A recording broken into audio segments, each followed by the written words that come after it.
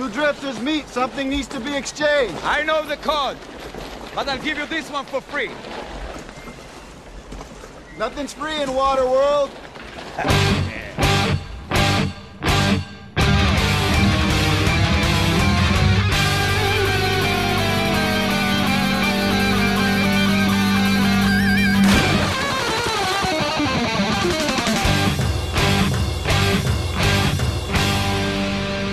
Welcome to the Mad Max Minute presents Waterworld H2O minutes at a time. I'm Rick. And I'm Julia. And today we're talking about minutes 7 and 8, which begin with the Drifter turning down an offer to trade, and it ends with the Mariner in a race for his salvaged supplies.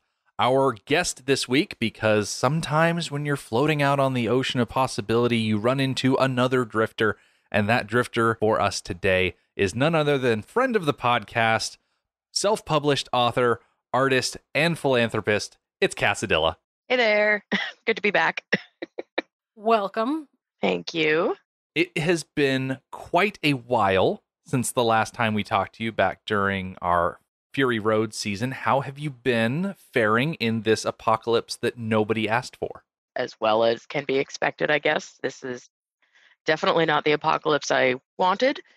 Significantly less leather and spikes than I expected or hoped for, but I am appreciating the isolation. That is right up my alley. How are you guys doing? The isolation is working real good for me, too. Yeah. I'm working from home, and I love it. Mm-hmm. I'm not sure if the fact that we're doing a podcast about Waterworld 25 years after its release says anything regarding how we are during the apocalypse. I think it's too early to start drawing conclusions. Speaking of Waterworld, we were chatting before we hit record on the podcast, and you said that you just barely watched this movie for the first time. So I had seen it once, probably pretty close to when it came out, and my brain doesn't hold on to a lot of stuff. It just sort of purges periodically.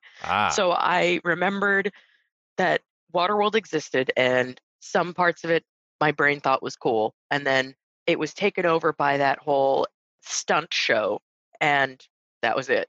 And I was like, oh, Kevin Costner. Who decided he was the leading man? What? I'm really not sure. Kevin Costner. Yeah. And so I watched it again last night in preparation.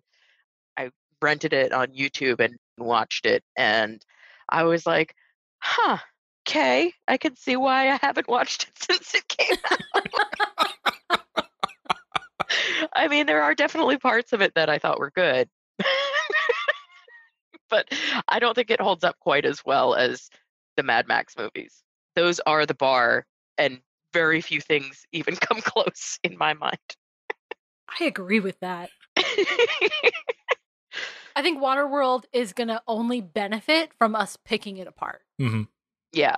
It's just like when we were talking about Beyond Thunderdome. So many people pick at and hate on Beyond Thunderdome, but going through it minute at a time, granted, we're not using as fine of a toothed comb in this situation, but we were able to dig up so many good things in Thunderdome, and I think that that's going to be the case for this movie. I still have hope, even though hope is a mistake. I think that's true for these 2 minutes. There are lots of little things in these 2 minutes that if you're just watching the movie, they happen so fast, they don't really mean much going forward. They don't matter to the whole movie. But to these 2 minutes, they matter a lot. Yeah. I think we're going to find out a lot in today's discussion. I hope so. So we're kicking off these minutes with the character of the Drifter. He has just explained in the last episode that the boat that he is on now, he found it legal. He took it because the person he found on it was already dead. So he's just in the process of trading up. And as he says at the top of these minutes, he's just improving his means, which at the risk of getting too high-minded with a movie like Waterworld, I don't think you can really fault someone for wanting to improve their means, although I do admit that you can criticize how some people choose to go about doing that. Like the Drifter, he's confined to the surface. He has to scavenge for what he finds up there. His means of improvement is theft. Not everyone can be like the Mariner and can go down and dredge up your own fortune. And the mariner agrees with that statement. When the drifter says, just improving my means, the mariner nods. He's like, okay, I'm on board with that. And they don't see it as thieving. Yeah, I mean, if the guy's dead, then Yeah, who are you stealing it from? A dead guy? It's not stealing. Not in their world. I think in our world, it would be. You can't just take the car that you find a dead guy in. Our society doesn't work that way. But theirs does. Yeah. So the mariner buys this whole, I found the boat with a dead guy on it, so I took the boat fair and square. Yeah. I feel like he basically immediately distrusted the guy. And when the drifter says that he's just improving his means and explains that he took it from a dead guy, he's like, okay, but he clearly still doesn't really trust him. Yeah, he goes from that into, well, I owe you then. Yeah. He pivots to more of this culture that they have built up around drifters. Mm. He's basically saying to the drifter, okay, game recognizes game. Thank you for giving me, as he said, another hour or so before you commandeered my boat because you thought I was dead. Thank you for your patience. And he straight up said, like, Julia, you mentioned, I owe you then. And the drifter, in what we are about to learn is a break of tradition, says no thanks. He says that he's got all the supplies he needed. He just came from an atoll, which in non-Waterworld settings, an atoll is a coral ring or set of islands that pops up out of the ocean with a lagoon in the middle, which, as we're going to see in the coming weeks ahead, the atoll is pretty much still that, except replace coral and earth with man-made structures. Yeah. I think it's a very decent substitution of a word to describe a settlement. Instead of saying village or town, it's an atoll, and I think that's fair. I love the reusing, adjusting of vocabulary. I think it's very telling about how people handle things. We've seen a lot from the Mad Max universe, especially from Beyond Thunderdome, the kids. They adjusted the language as they needed to, as they wanted to, sometimes out of their control to mean what they needed it to mean. And Fury Road did it too, Aquacola and stuff like that. I find it fascinating.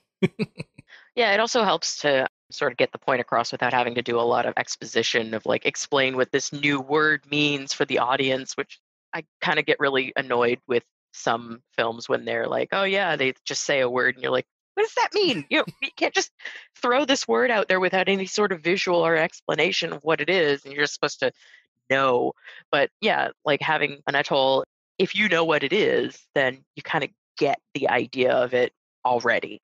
So it works. I think that is a good use of that word. And it's only 8 days east, so it's not like it's going to take us a long time in the movie to be able to see what it is, right? Sure. Okay, he says 8 days, like 8 days is nothing. But I go grocery shopping every week, less than 8 days. So if it's been 8 days since I went grocery shopping, we would have no food. So if it's been 8 days since he resupplied, like, I would have no food. So 8 days is a lot for me. 8 days is a lot for me. Like, I would put in an emergency order so I can get dinner. You need to place an Instacart order right now. Yeah. So their sense of time just seems very different. 8 days since resupplying is not a lot to them. But I do appreciate the way that they measure distance in days, and we're going to find out in later minutes, I think, oh gosh, like another 4 weeks from now, the mariner is going to use the term 30 horizons away. They don't have knots, they don't have miles, they don't have kilometers or anything like that. They got horizons and days worth of travel. That'll be an interesting measurement to get into when the time comes. I'm going to do some Googling on that. We've already established that there's a bit of trickiness when it comes to how far a horizon is because you can see different things at different elevations. Plus, when the drifter is like, oh, it's 8 days that way. Well, 8 days for his little boat. Yeah. Probably less for the trimaran because the trimaran is amazing. So I guess to be able to communicate in such a way that for the drifter it's 8 days, for the mariner to translate that time into his own, he needs to have a decent idea just by sight how much the little boat can do. versus how much his larger boat can do. Mm. So he's got to know that in his head, how to compare the two and how to translate. It's like converting Celsius to Fahrenheit. Ooh. You can't do that unless you know what Celsius is and you know what Fahrenheit is. It just goes to show that there is this whole subculture of the drifter that exists here on Waterworld. Like, the drifter that we're talking to and the mariner that is our main character, they are essentially the same. They are two loners out on the waves without a community, and they just float around atoll to atoll, fishing and trading and all of that other stuff. And there is this whole subculture that exists on this world, and they have, as Kevin Costner points out, a code. Two drifters meet, something needs to be exchanged. I did some very, very light digging on hospitality culture, specifically for the Bedouins, because that was kind of my best real world comparison of a group of people who travel from place to place. They follow their herds and then they go trade what they need to. So they're very much like the drifters. And the culture of hospitality is a huge part of their everyday lives. And it's very much two-part. Like, a stranger comes in to your camp, onto your boat, in this case, and you offer them hospitality. You offer them safe space. The unspoken return is that they are not going to engage in hostile actions against you. So that's the trade that's happening. I am going to be nice and generous to you, and you're not going to attack me. And as long as everybody's playing by that rule, it's incredibly successful. And I found it very interesting that the drifter is pushing this off because he has already broken the rule. He is not willing to engage in hospitality or in trade because he's already broken the hostile action rule. Yeah. That's not going to end well for him. I thought that was interesting that the code is brought up. It's brought up again later in the movie, and so I'm not going to bring that up, but I thought it was interesting that it was brought up and then they don't go into it any further. And so people who don't know about hospitality culture and things like that, they might be like, is there actual written rules somewhere? Is there a handbook? What code is this? And I don't know, I just thought it was interesting that they brought that up. And then I have to say, I'm kind of glad that you guys have me on for the minutes where he does the thing. He says the name of the movie.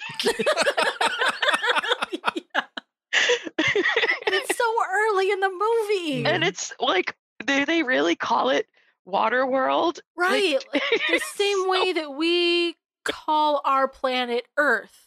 Is that what they call it now? I've always hated that we call our planet Earth.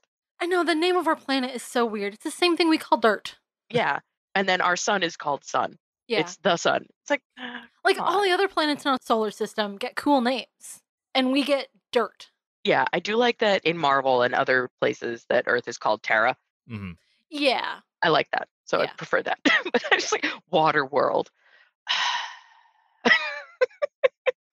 It feels very roll credits.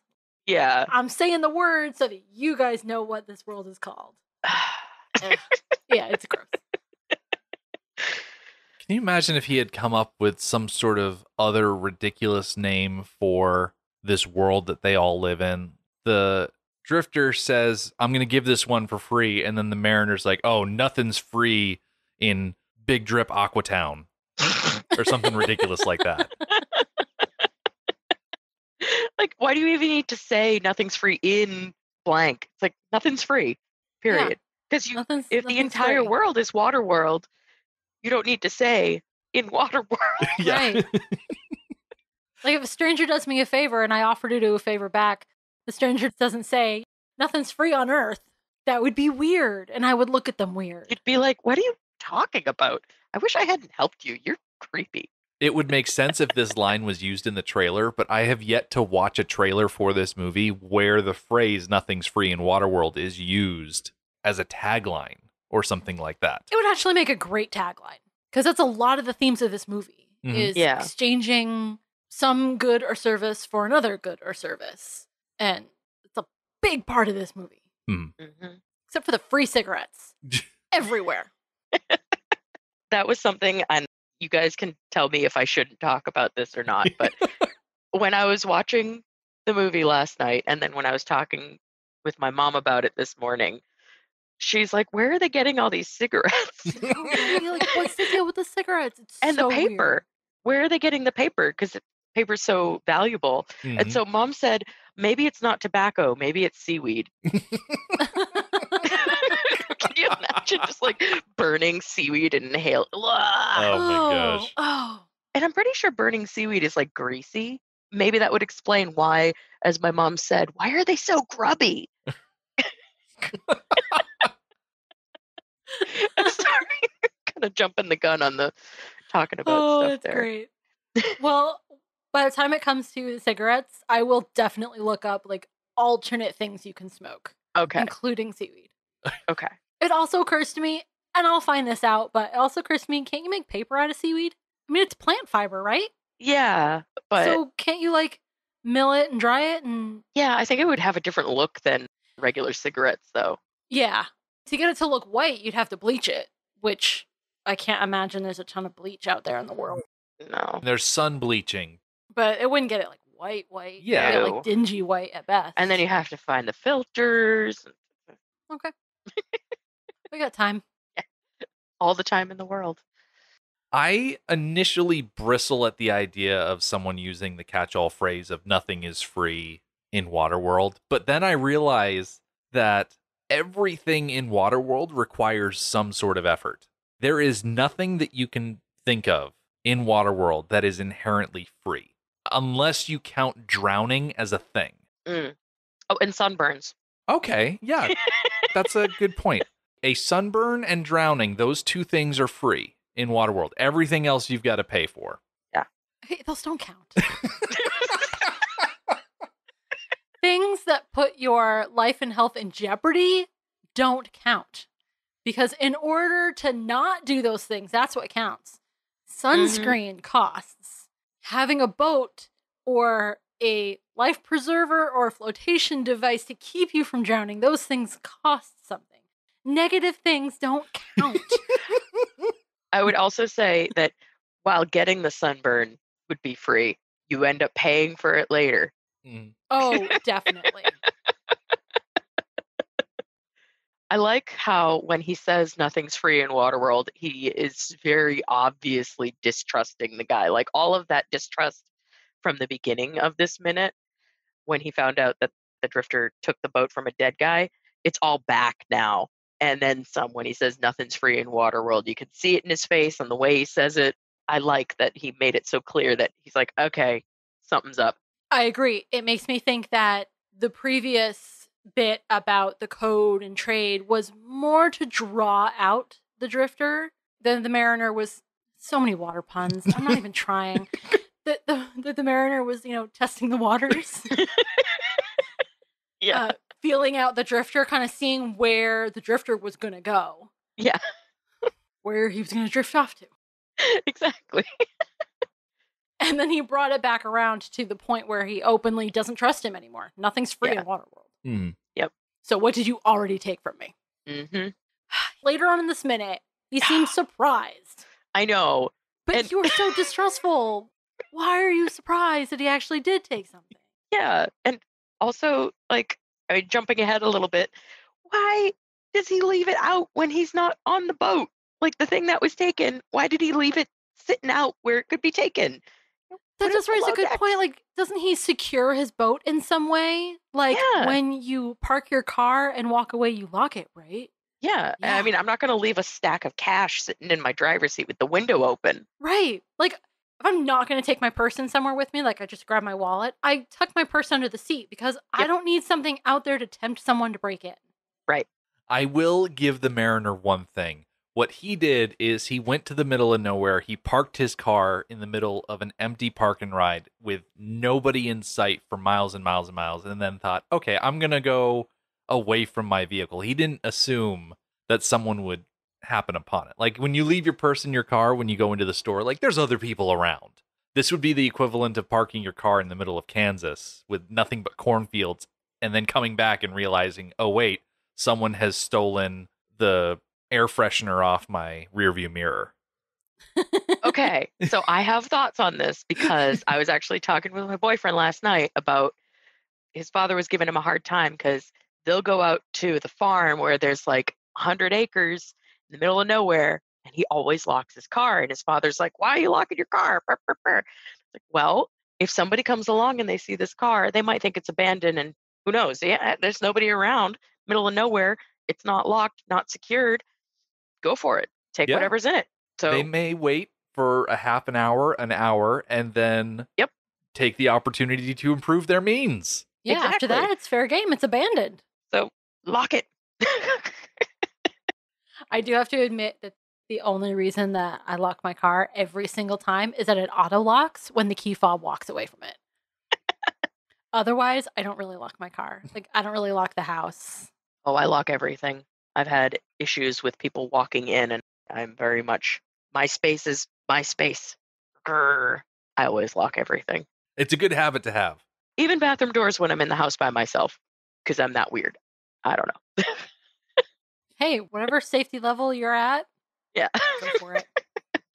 I'm glad that you brought up the idea of safety level, because as the drifter laughs off the idea and says, yeah, at the mariner being all like, "Oh, nothing's free in Waterworld," the mariner looks off into the distance and he sees two little black blobbies in the very far distance, and it is revealed that the drifter and the mariner are not alone. They are being watched by a couple of dudes on greasy, grimy, blackened with soot jet skis. And these are our raiders for the movie. These are the aquatic equivalent of the Smegma Crazies and the Gay Boy Berserkers and the bad cops from Road Warrior. I think it's a pretty good representation of them. They have taken what's available and made it work. It's a miracle that these jet skis are still working. It's been hundreds of years. How are these things still running? And they're not running real great. They're letting out a lot of black smoke, but the fact that they're running at all is miraculous. So they are scrappy and pulling it together, making it work. I think it's a decent replacement. I really like their look, but I'm going to bring back what my mom said earlier. Why are they so grubby? You even comment that they're soot covered. They're filthy. And it's like there's water literally everywhere. It is Waterworld, as the mariner just said. And like, why are they so filthy? And I guess I have to assume it's because everything's covered with the greasy soot from the fuel that they're burning and all that stuff. But it's I guess common sense tells me that things that we certainly take for granted, like soap, are harder to come by. yeah, that's true. But at the same time, soap is just chemicals mixed together. Mhm. Like, you could do that in a chemistry set. I don't know how. I don't know if it is actually as simple as you could do it in a chemistry set, but there's plenty of like natural things in the world that are degreasers, that are cleansers. I Mhm. think they're choosing not to use their resources in those directions. Yeah, it is pretty simple to make soap. I know how to make soap. Yeah. It is pretty simple, and I mean, salt water is kind of an astringent sort of thing, and they certainly got a lot of that. I have a sneaking suspicion that the way that the smokers build their machines, they don't pay a lot of attention to where the exhaust and smoke is coming out of. Yeah. As we pan across these jet skis, they've got all of these engine components popping out of the front, and of course they're all sitting on the back, and it actually looks like the smoke is coming up past them. So even if they started off clean, they'd probably still get covered in this oil-soaked smoke that would probably stick to them. And I feel like with the way that they use raw crude, rudimentarily refined into gasoline, at least I'm assuming they're doing some sort of refining, because otherwise how would it really work in engines? Yeah. But that oily smoke sticking to them probably wouldn't wash off with water as easily as some other more dirt-based filth. Mm-hmm. True. Making a lot of assumptions here about grease Right. and stuff. Yeah, grease-based is harder. It's an interesting aesthetic, too. The whole idea that every member of your gang is caked with grease and soot, as opposed to having a more aesthetic-based unifier, like the bad cops in Road Warrior. They wore leather and full helmets, and the Gay Boy Berserkers were all kitted out with their football stuff and their mohawks and their crazy colors and things like that. Here, it's just, hey, we're dressed in pretty much the same thing that everybody else is dressed in. It's just we're dirtier. Yeah. Oh, and they have cigarettes. Right. And they have innumerable cigarettes. And big hair. A lot of them have really big hair. Yeah, they do. They have voluminous hair, and I'm just thinking, well, okay, if you're greasy, how's your hair so huge? Yeah. Shouldn't it be pretty flat? Yeah. Well, if it's been waving in the breeze and the oil smoke has been getting it, maybe it's making the hair stick back like that. Like some sort of greasy pomade type stuff. Yeah. It wouldn't give it height, though. As someone who's had a mohawk and has tried to fight with their hair multiple times, if your hair is weighed down with oil and grease, it is not going to stick up or out. It's just going to go. You're more likely to look like Kevin Costner, Yes. who always has buckets of seawater poured over his head before every shot. Yeah, and then they comb it before they show off his scalp. It's weird. One of the things I noticed, like, oh, he comes up out of the water, and then somebody takes like a wide tooth comb and brushes his thinning hair, so it makes it more obviously thin. It's weird. I don't know who chose to do that. I just assume that every decision in this movie was made by Kevin Costner himself. That's probably a good assumption to go on. I think you're right. Definitely not a bad assumption to make. So the Drifter is thoroughly freaked out, and he actually names these guys. He's the one that specifically says smokers, and then notes that there is just enough wind for him to escape. He does not want to hang around and see what these guys are going to do, what kind of trouble they're going to churn up. Now, Cass, I kind of consider you an expert when it comes to post-apocalyptic raiders. I know I have in the past pushed a lot of things on you to assume that you're an expert on. Okay. But when you look at the smokers, because we are being introduced to them here, how would you compare them to some of the other post-apocalyptic raiders that you've taken a look at? Just based on this first scene or the smokers in general? Let's stick with this first scene, and then you can elaborate from there. Okay. I think they have a solid look, but they're filthy, which, as I've said, I don't really feel like it makes a whole lot of sense in Waterworld. The entire world is a giant bathtub. Why are they filthy? I get the aesthetic. I appreciate the aesthetic, but my logical brain says, how the heck are these jet skis this far out into the middle of nowhere? And so it bothers me about that. But I mean, I feel like they would have a different type of scouting vehicle or like some sort of mothership type thing for those jet ski scouters. Can I do that thing I always do and tie it back to Star Wars? Yeah, and I know what reference you're going to make. I feel like the jet skis are very akin to TIE fighters. Very good at fighting and short-term reconnaissance missions, but you don't necessarily want to send them out on a far distant mission. And I specifically think of the first Star Wars movie, which is to say A New Hope, where Han and the rest come out of hyperspace where Alderaan should be, and there are two TIE fighters that fly by, and they're like, whoa, hey, TIE fighters, what are they doing? And they remark saying, oh, it's too far out from any known place that there's no way they would just be out scouting. And it's, yeah, because their main base is the Death Star. And so I feel like there's either a larger boat or the D's itself is close by, which justifies these two smoker vehicles, 3 smokers in total, being in this area. There would have to be some sort of vehicle nearby. It doesn't make sense for them to be out that far. But, I mean, we never see that, right? Mm-hmm.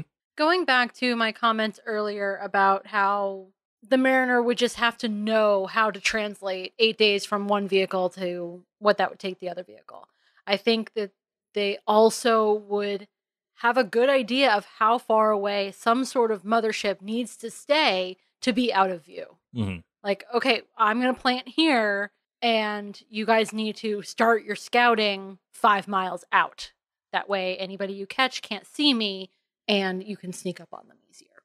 So I kind of think that they just must know what they're doing.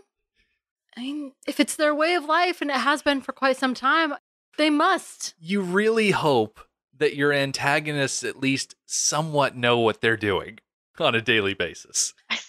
Yeah. Instead of just like bumbling. Yeah.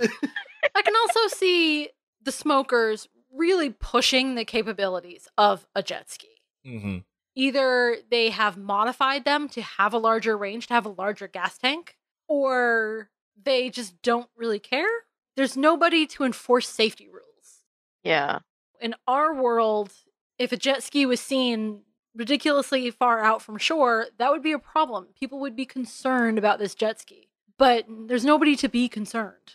And there's nothing to say that the individual smokers who go out on missions like this aren't just nihilistic suicidal types where they really don't care if they come back. They're just, I'm just going to go out on a jet ski because it's my turn to patrol and I'm just going to go out there. And if I drown, I drown. Who cares? I'm addicted to cigarettes in a post-apocalypse. My life is a shambles anyway. I found it interesting that nobody heard them. Jet skis are loud. Mhm. They are, especially poorly maintained. I know they're far away, but there's nothing else. It's not like you have the sounds of engines on either of these boats. You would hear those things. That sound carries far, especially over water. Oh, that reminds me. I had a little tiny bit of a theory that I don't really think is true, but I kind of just want to put it out there. That the drifter is working with the smokers. That the drifter is somebody who can get closer to other boats without being so suspicious, is kind of the scout for the scouts. Yeah. I'm going to counter that. Okay. Not so much that the drifter is working with the smokers, because the smokers do not treat the drifter as an ally when they catch up to him. But I think the smokers could be using the drifter as not exactly a lure for a fishing situation, but if he is a small fish going around looking for other boats, they could be following him and say, oh, well, he's a trader type person. He's going to find larger boats, and then we can attack the larger boat and just let this little minnow keep swimming. It's a very interesting strategy. Other idea, maybe they were actually following him to take his stuff because he just traded and has everything he needs. That's right. When he sees them, he doesn't say, smokers, just enough wind to get away clean to the mariner. He just says it to himself. Mm-hmm. So I don't think that he's working with them. I think that it makes more sense for them to be following him either to an ultimate goal or following him and he is the ultimate goal. But they just happen to find, like, oh, the mariner's there too. Let's get him. I like that idea. I think it might actually be quite clever to hang out not far from an atoll where people would come and trade and would supply up for multiple weeks, maybe even multiple months, Mm-hmm. and then leave. Well, then you follow them quietly, slowly at a distance, waiting for them to either lead you to bigger fish or to be vulnerable enough that you can take them. Very interesting strategy. And of course, option 3 is that the smokers are just out there drifting and they happened to float close to the mariner and the drifter because we don't hear them moving around. They just sort of pop into existence out of coincidence.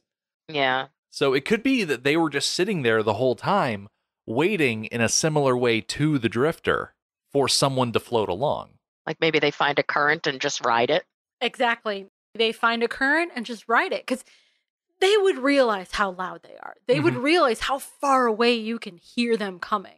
So how do we get around that? We drift. Well, drifting doesn't really produce much unless you find a current. Like someone in a crowded elevator who has had too many lentils.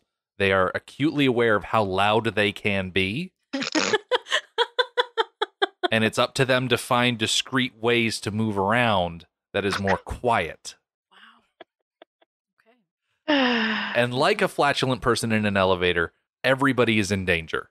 So the drifter, he's got his strategy. He's going to put his sails up and get out of the way. The mariner looks back at his own mast. He's in trawling mode. That windmill that's spinning around the mast, we talked about it an episode or two ago, where that windmill is driving his trawling motors that are pushing him along through the water. So he's not going to win any speed competitions, but he needs to get away. He also needs to get his float bag, which we very specifically see bobbing in the water. And so the drifter's like, buddy, don't try it. It's not worth it. They're too close. They will literally get you if you try and get that bag. And the drifter does something after warning the mariner not to try and go for the bag that I don't understand. The drifter is making a clean getaway. Yep. And for some reason, he reaches down, pulls up all of the limes that he stole from the mariner, and laughs in the mariner's face as he floats away. And I just don't understand why. I'm not sure I do either, other than he's an idiot. Yeah. I think he figures that the mariner's not long for this world. So, hey, might as well rub it in his face. It's so stupid. Yeah. The mariner, if he survives this encounter with the smokers, is going to figure out the limes are gone anyways. And of course, the drifter took them. Yeah. That's not going to be any mystery.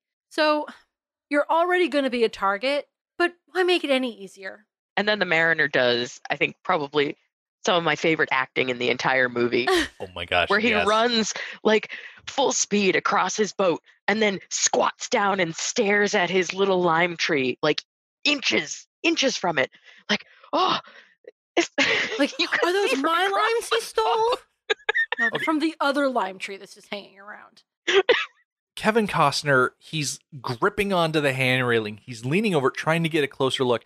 And the shot where it begins with him standing on the bow, and then it does a dramatic zoom and tilt to show the empty lime tree. It is dramatic chipmunk meme from back in 2007 levels of ridiculousness, and I love it for that.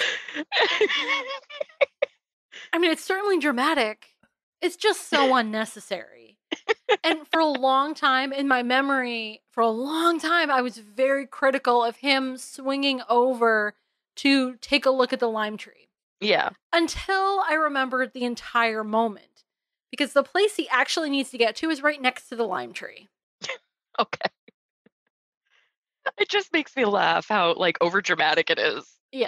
And he's crouched over it, and his head is moving around it as if he's checking each individual branch, not by moving his eyes, but by moving his whole body. Yeah. I would like to take a dip real quick into the novelization for Waterworld. There was a novelization. Oh, yeah. I got this in the mail between last episode and this episode, so I'm very excited that I can pull from it. If you're wondering, it is not very long. The novelization is only 121 pages. It is faster to read the novelization than it is to watch the theatrical release of this movie, because they cut a lot of scenes out of the book, because this is technically a young adult novel, so they want to take out the part where, for instance, Helen offers her body to the mariner as payment for safe passage, or the part of the movie where the mariner literally sells Helen's body for paper. So, with those scenes out, we're left with other things. I like how this scene is handled in the novelization because, as it says on page 7, the mariner was looking at his floating salvage bag. "It's not worth it, friend," the drifter called, shaking his head. 2 small green objects tumbled out of his shirt. The mariner flashed a look at his lime tree and saw it had been stripped of its fruit. But the drifter's ship was well on its way now. "See, you paid me after all, friend," he called. That is so much better. It was an accident. It is so much better. That is. I like the line, "See, you paid me after all, friend." That's great. That makes a lot more sense. Like, he didn't mean to show that he stole the limes. That makes much more sense. Yeah. I really like that. Okay. I do have one question. We know that the mariner is going to basically disable the drifter and leave him to the smokers in order to escape the smokers. Is the drifter showing off that he stole the limes as a way to justify the mariner leaving him behind and punishing him in that way? No. Okay. I think he's doing it to rub it in his face because he's being cocky. I think he's had too many successes in a row and he's getting sloppy. I almost feel like, okay, within the context of the story, I think that he's disabling the drifter. It's like that whole thing where we're running from a monster. I don't need to run faster than the monster. I just need to run faster than you. Mm-hmm. Or like you knock the person next to you's leg out from under him so that the monster gets them instead.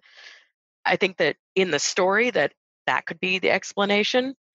But I think through the context of post-apocalyptic movies and 90s movies specifically, oh yeah, it totally is like justification for him to disable his ship and leave him there. We can't just have the hero of our movie ruthlessly leave someone to die. There has to be some sort of moral justification for it. Yeah. Right. A life for a lime. But I have a problem with the fact that he didn't hang off the side of his boat as he was going over the drifter's boat and grab the limes real quick. He was right there, like literally 5 feet from the freaking limes. And those limes are like his lifeline. It's so he doesn't get scurvy. You know, he needs those. It would make the whole lime thing, it would wrap up the whole lime storyline in a nice little bow. Yeah. That he gets them back in the end. Right. Which I think the limes needed. Yeah. Because in this 2 minutes, the limes are kind of a big deal. At least we're making them a big deal. The very dramatic scene where he ran over and was like 5 inches from the freaking lime tree. I mean, they made them a big deal too. Yeah. So it needs to be wrapped up in a way that makes sense. Yeah. With the drifter sailing away, the smokers still staying put for now, but movement needs to happen. So the mariner goes over, he throws a couple of levers, and cue the Transformers theme song because this boat be transforming. I love this. The mast goes up, the windmill comes down, the boom comes out, sails are coming out of everywhere, weight bags are coming down, and the drifter has no idea what he's watching. Even the smokers are like, huh, will you look at that? This is one of those scenes that if you're just watching the movie as a whole, it goes by so fast. Mm-hmm. And it's not like we get to see it over and over again to drive it home what's happening. But, you know, when you're just watching 2 minutes, you see it. That a lot is happening right here. A lot of very impressive things are happening. Even in our world, boats don't do this. In production, the boat that they built to transform didn't do it on its own. Each of these little things that we see in clips is happening manually by a person just off camera. So this is a big deal. This scene, when I was watching it, I don't know why specifically, it reminded me for some reason of Hook. I don't know exactly why, but like I guess when in Hook, they go into battle and they like do the things with their armor unrolling and all these different like cause and effect sort of like incredible machine sort of things. I love that. And it reminded me of Hook. And then it made me sad that this movie isn't as good as Hook. Okay. I am aware that there are a lot of people who hate the YouTube channel CinemaSins, but there is one recurring thing that CinemaSins does where they say stuff, things, excitement, and that is how I would describe the transformation scene, because all of these mechanical elements are happening. Stuff is moving, things are sliding, ropes are getting pulled through pulleys. There's all of this mechanical nonsense going on, and I love every second of it because I eat that junk up. Yeah. It is really great. It is. And it breaks my heart that this is a unique thing because one of the smokers, who I've nicknamed the piggyback smoker because he's riding piggyback on the guy who's actually steering the jet ski, he says the phrase, "I've never seen that before." And I'm like, oh, that's a shame. Like, I want there to be more transforming boats out there because that's interesting. If Waterworld has existed for hundreds of years, how have the people not developed this kind of stuff? How have they not transformed their society and how they build things into things that are more effective, like this? A boat that can be both a trawler and a speedy sailboat. Why is this unique? It doesn't make any sense. Are we going back to Maslow's hierarchy of needs again for stuff like this? Because the mariner is in a unique situation where he can take care of himself in ways that other people can't. So in theory, he can justify spending more time on boat research and development than other people can. Okay, that is very true. And I think we'll see much more evidence of that when we make it to the Atoll, where they are just subsistence living. They fight every single day just to stay alive. Therefore, they don't make it beyond that point into the categories of arts and entertainment and writing and theater, and they barely make it into politics because They work all day just to have water to drink and food to eat. So, okay. I don't know about you guys, but if I've been out in the sun too long, I get really stupid. That's definitely a problem. Yeah. Oh, yeah. Heat stroke and sunstroke, and that's real, and you're not at your best. No, I do not do well with the sun at all. And at the end of the day, even if I just go to the beach, or if I'm out on a boat and the water is like reflecting the sun back up at me, my brain is fried. It's a fried egg into my skull, and it's not good. I would not be able to come up with much of anything. And along those same lines, we have the mariner who doesn't have to worry about those basic needs so much. He's actually created an art piece. He has that wind chime. Mm-hmm. We don't really see stuff like that anywhere else because he has that luxury. Mm-hmm. So his trimaran goes for the float bag. That's the way we're wrapping up these 2 minutes. And the smokers see that he's going for the bag. And so we have now begun a bit of a race to see, who's going to get to the float bag first. And once they get to the float bag, what's going to happen there? It's rather exciting. We are in an exciting thing right now. There is conflict and there is possibility. And unfortunately, the section cuts off for this episode. But we have a lot to look forward to in the coming weeks. We do. I'm really looking forward to seeing what this trimaran can do. Mm-hmm. I find it interesting that the drifter recognized that the bag was a float bag if in the previous minute the mariner said that he was just inside his own boat, just in a hole in the boat that had air in it. Well, then where does this float bag come from? And why does he think it's valuable? Like, what could be in it? Without knowing that the mariner has these abilities, what does the drifter think could be in the float bag? Maybe that's why he thinks it's not worth it, because as far as he knows, it's just nothing. You know what that tells me is that as you're sailing around Waterworld, there's the possibility of finding neglected float bags. That this is just a form of salvage that you can come across that are always worth investigating. Because you don't know. It could be sitting out there floating in the waves, just a random float bag. Maybe something fell off a boat. Maybe it's left over from some other situation. Maybe it's a form of food preservation. Like if you catch a fish, but you don't want to kill it because you already caught a fish, put it in the float bag and drag it behind your boat. Ooh, I like that idea. That's really smart. Then it comes loose in a swell and then it's just left floating there. Maybe someone's using it like a swamp cooler. Yeah.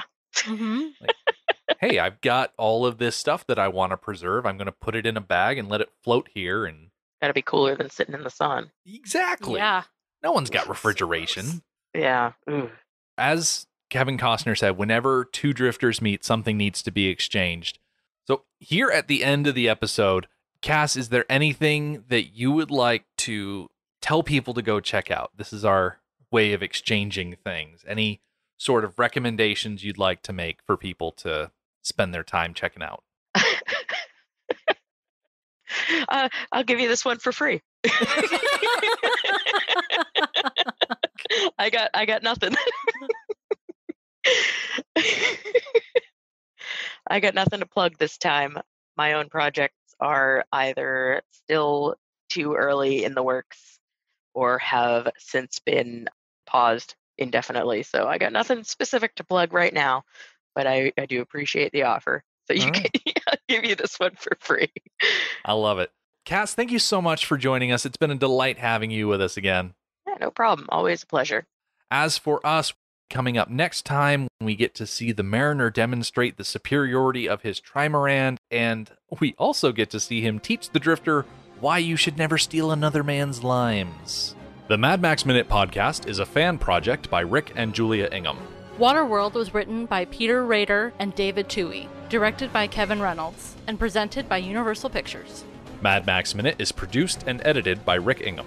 Our opening music is Verdi's Dies Irae by Daniel Batista of danielbatista.com.